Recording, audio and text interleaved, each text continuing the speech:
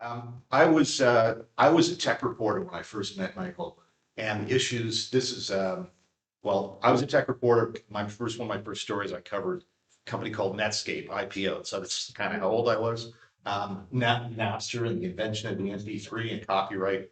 But I've been a political reporter here in Ottawa since just as the Harper government took over. So some of the issues that you mentioned, I'm up to speed, and some I might be learning a little bit more. But one of the places I thought I'd start is just on all the bills that died. Were you like, thank God, or were you thinking we have lost some important things? In other words, we're trying to get a sense of what might be salvaged and pick your wherever you want to go. The online harms bill, privacy, etc. Was there some good work lost? Yeah, well, for people who follow my stuff, they'll know that I probably didn't shed a lot of tears for some of the death of some of this legislation. I've been generally fairly critical, but there has been good work, and I think there's a couple of elements here. One is that honestly, you spend a couple of years spending a lot of time studying this legislation, appearing before committee, writing about it, doing podcasts about it, and then to see it kind of all for nothing is frankly a little bit frustrating, but I suppose that's just the way this sometimes plays out. To your specific question, though, is there salvageable stuff? Absolutely, there is, and even in the context of online harm, which I think in many ways got the lion's share of the criticism, at least recently. Conservatives put in the window a private member's bill from Michelle Rempel-Garner that was designed to deal with some of the same kinds of issues. It is more directly focused on child safety related concerns. So that's where her point of emphasis is. It does not include the larger bureaucratic infrastructure from an enforcement perspective, which frankly raises questions about how do you enforce some of these issues. But nevertheless, it seems to me that we have at least reached the point that there is, I think, arguably unanimity around the notion of a need to do something around online harms. There are some disagreements, obviously, on what should get covered and how you enforce, but that's what some of these policies, processes ought to be about. And so the work that's been done to date provides at least a starting point for that conversation. And you mentioned as well, though, the platforms, and I think that's a thing because a lot of the mostly conservatives who objected to some of the things in the online harms bill, well, there was already existing laws that we could apply, existing criminal code laws that we might apply in an online context. But one of the things was, what is that duty that platforms, defined broadly, ought to bear for harm that takes place on their platforms? Right, and this notion that, well, we've got some of these rules are covered by criminal law, so there's nothing to see here. I think ignores the practical reality of the harms that do take place. Not everything rises necessarily to a case of criminal liability, and the prospect of bringing a criminal case for any harm that takes place online, I think, is simply not realistic. There are real harms that take place, whether we're talking about child-related issues or revenge porn or a range of other different things, where part of the goal ought to be mitigating against the harm as rapidly as possible. And so one of the goals was trying to find ways to do that, retain due process in an appropriate fashion, and sort of work that out. Because these same platforms look at the situation in the United States, and of course many of them are US based, where there are rules that grant them broad immunity, both for the removal of content, of third-party content, as well as the allowing of certain content. So they essentially find themselves in a state of immunity from liability, whether they take it down or leave it up. So that has meant that in many instances, some of these companies have not been particularly proactive when it comes to these issues. And we have also, of course, seen that changes in ownership and changes in US administration changes this perspective as well. So Elon Musk buys Twitter or X, and suddenly the willingness of that company to take on some of the online harms, some of the harms on that platform changes. President Trump gets elected, and suddenly Meta changes its content moderation policies in different ways as well. So absent having some clear obligations under the law, it's pretty clear that things can move pretty dramatically depending on who's in charge, both of the company and I suppose of the government.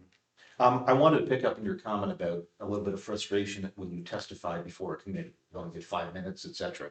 Some of you might have testified before committees and might also have been frustrated. I have to cover these committees and I get frustrated watching the people get asked the wrong questions. And I don't care what the committee is. Obviously, politicians want to make political points, so their line of questioning is to embarrass the government if they're in that position and so on. But you've done this for a lot of years, and I'm wondering, were there some legislators in the last parliament that seemed to show more interest? You mentioned Michelle Rumpel-Garner. I think she was the first one to read an AI-generated speech into Hansard.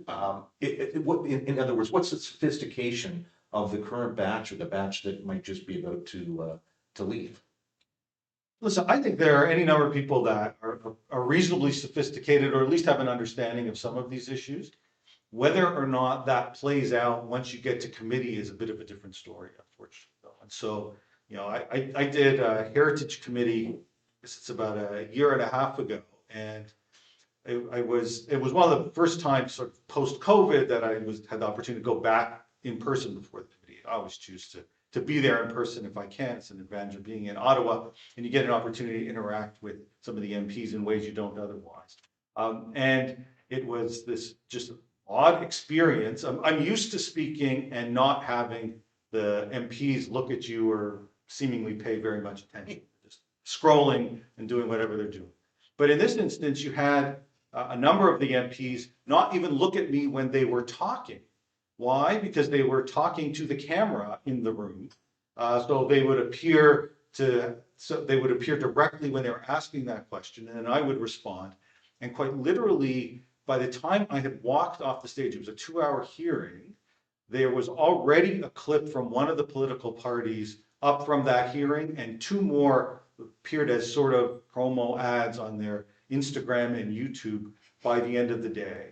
And so this kind of clip culture tells us that this is now far less about engaging in a real policy debate and analysis, and it's just a show, largely for generating clips and driving up interest from whatever side you happen to be on. Yeah, and we've noticed that's question period. It's really Parliament has become a set for people's Insta posts, Facebook posts.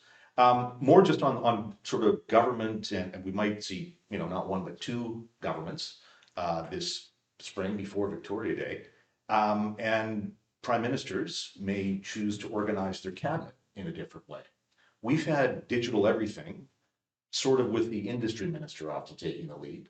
You mentioned Heritage has some interest in some things. Certainly our public safety minister has some interest in a digital space. Would it make sense to create a cabinet level position? I don't know what you call it, digital minister, whatever, that would take over some stuff. So Heritage is not sort of getting in the way of our security people, getting in the way of our innovation people. Is now that time? Now that we've got AI just alone on that, digital minister. Yeah. Well, we have had a digital government minister. Right, that's Terry Beach. I almost forgot. Oh no, that was before Terry. Yeah, Joyce Murray. Joyce Murray was digital, and now Terry's government services. There we go. Yeah. So that's the impact they have.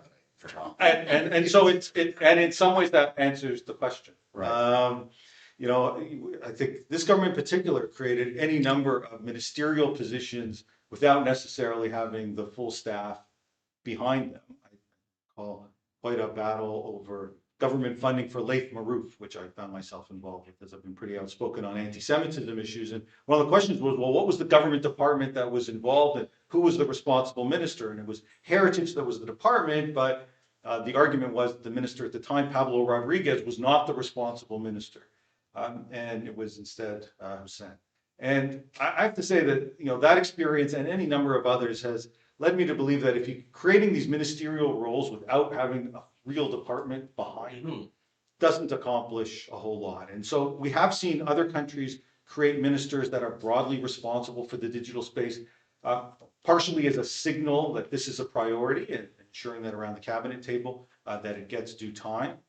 But they sometimes just don't carry the weight that you'd otherwise want on some of these issues because they aren't they don't have the core ministries behind them. What might work, or at least work better, in the same way that there are cabinet committees, having some sort of clear committee that focuses on these issues, putting responsibility for trying to move some of those issues forward with a certain number of ministers, at least might allow for a more coherent policy, and some of the battles or debates that might take place over some of these issues might happen here. Although even there, I'll admit, I might as well speak candidly.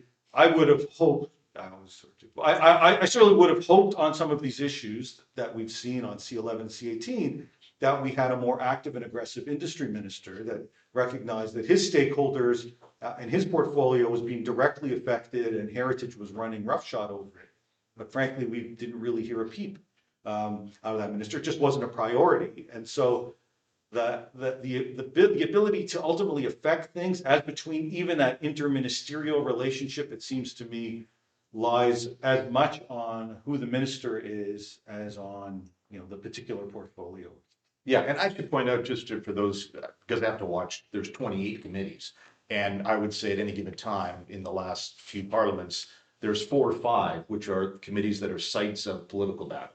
So those are the dysfunctional committees, and those are the ones where people are reading into cameras. But there is some committees. The Agriculture Committee has done some reasonable work, and maybe you could find a committee that can stay out of the political heat to do some careful thinking. Speaking of careful thinking, I wondered if you wanted to use a couple of minutes to maybe sketch out what some AI regulations might, what you would recommend might look like. What prohibitions might there be? What incentives? Is it one big ballpark piece of legislation, or is it fine tuning some others? Okay. Well, I'll answer that question, but I first will give, in the context of some committees do good work, give a shout out to some of the Senate committees. Okay, there you go. Sure. Which I have to say really do good work, because some of the kind of circus and theater that we see within the House just doesn't happen in the same way in the Senate. And so you get senators who genuinely are actively engaged, have an understanding of the issues, and ask real questions in a way that doesn't feel nearly as scripted. The problem, of course, is that the impact or influence of their work oftentimes is not as significant as it is within the House. Okay. What would I do on AI? Well, as I say, I think first off, we actually really do need to have a real conversation about what it is that we want when it comes to AI. And I don't feel we've ever really had that. We need to better identify where do we want to put at least the majority of our chips. Is it around saying we want to be a global leader here? We often like to talk about how we have been a global leader when it comes to AI from an academic perspective, but clearly there's a desire to see that translate into a commercialization that we've had a hard time leading on. I would say that I think that is a significant priority, and so that jumping in with significant amounts of regulation, in part, some of this feels driven by having been burned around social media and the internet. We, and not just Canada, but many countries took a very long time to come to grips with some of the harms that were taking place online, only to realize it was really tough to put the toothpaste back in the tube. And so we see this taking place. We can easily recognize some of the kinds of concerns, and there then becomes this desire to say, well, let's get ahead of the game. I have some concerns that we may not be getting some of those choices right. And I think that in a competitive environment, we really do run the risk of being left behind with capital moving towards places where it's got the most likelihood of success. There are things we could do, though. I think transparency quite clearly is basic table stakes. So greater transparency around algorithms and around some of the choices that are made with respect to AI seem to me to be not a particularly onerous obligation, but one that I think is pretty essential to better understand what is taking place. And so we could certainly move in that direction from an AI perspective. I think we've got to sort out some of the copyright related questions in building these large language models. We've largely avoided it to this point, but the question around can you use the materials coming in? What are the rights associated with what comes out? Especially from a generative AI perspective, I think it seems to me becomes pretty important. I think we can have policies that really seek to incentivize leadership in this space. We've had people, including, I don't know if Bill stayed our notes here, but I can recall the days when Bill was focused very much on the idea of Canada being a global leader when it came to cloud, the idea of setting up some of these servers up in the north where it's cold, where heating is one of the major issues, of course.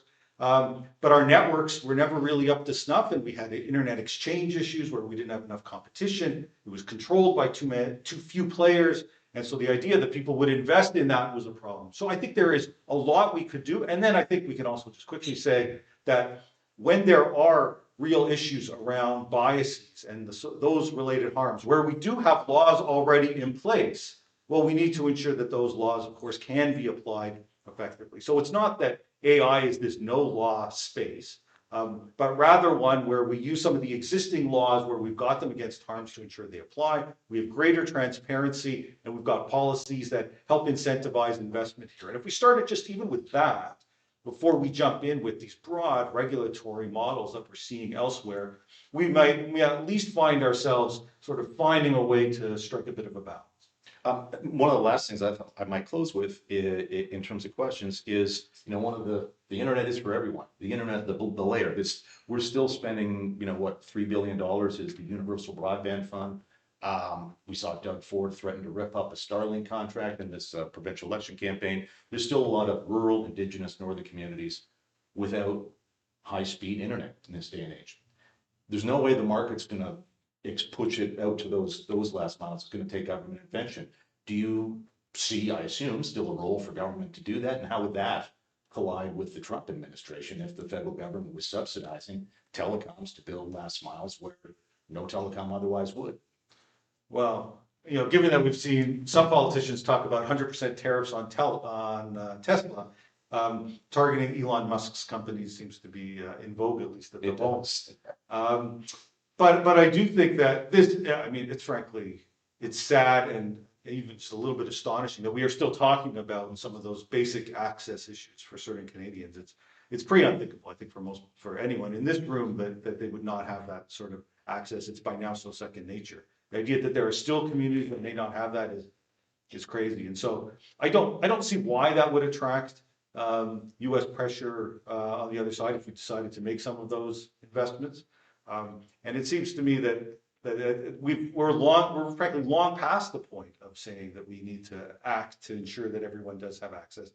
Some of the tougher questions, I think, will be, and I'm sure this will come up over the course of the day, around competition in telecom more broadly.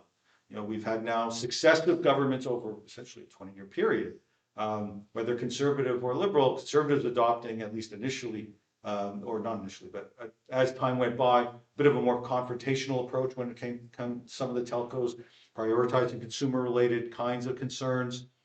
It made some differences, but still didn't move the needle in terms of the amount of competition, despite some efforts. Liberals came in and thought that they could be nicer about it all, and somehow it would work, but it clearly hasn't, I think, in the way that some people had hoped.